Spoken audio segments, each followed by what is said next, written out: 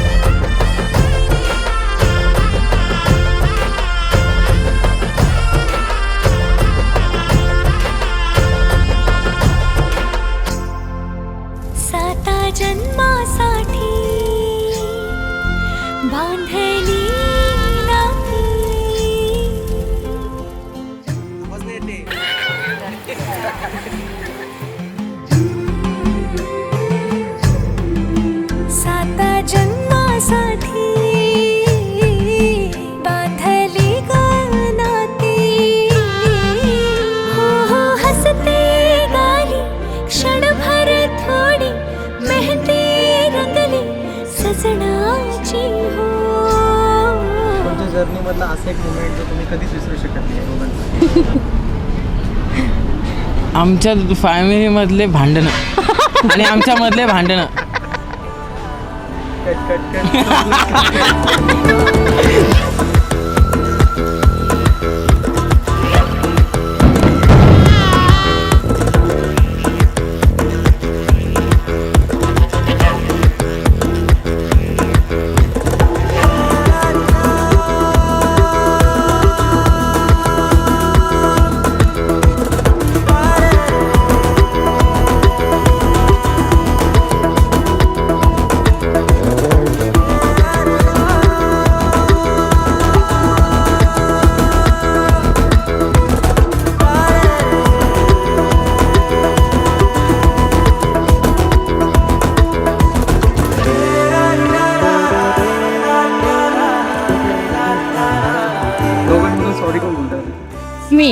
लाद घालीन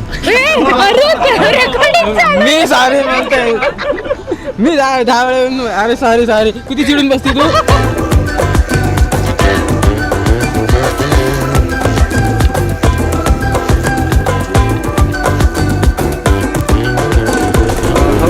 both are feeling right now? Actually सब मिक्स आहे. Excited Nervous. आहे, म्हणजे मी तर एक्सायटेड की आवडत्या व्यक्तीसोबत लग्न होते आणि थोडंसं नर्वस फिलिंग आहे, थोडंसं इमोशन आहे की बाबा at last finally it's time to say bye to our parents in our home. But excitement आहे की न्यू फॅमिलीसोबत, न्यू आई वडिलांसोबत आता पुढचं लाईफ कंटिन्यू होणार.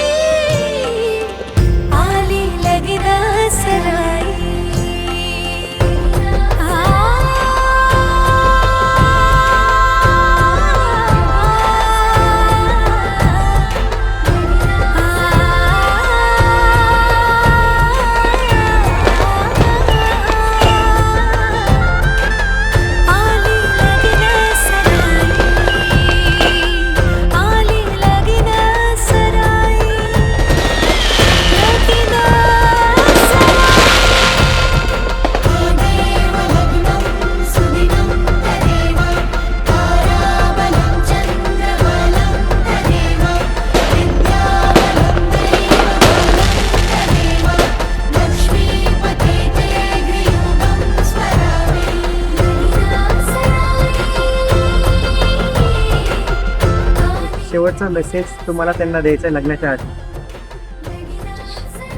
त्याला मेसेज हा द्यायचा आहे की तू कायम असा हसत राहा. I am badly dead for your smile and always be happy, always stay positive with me. माझ्यावरती असंच प्रेम करत राहा, काळजी घेत राहा. माझ्याशी भांडण करू नको. Thank you for being all the time. Thank you for being here. Thank you for being my everything. Love you so much. Thank you so much.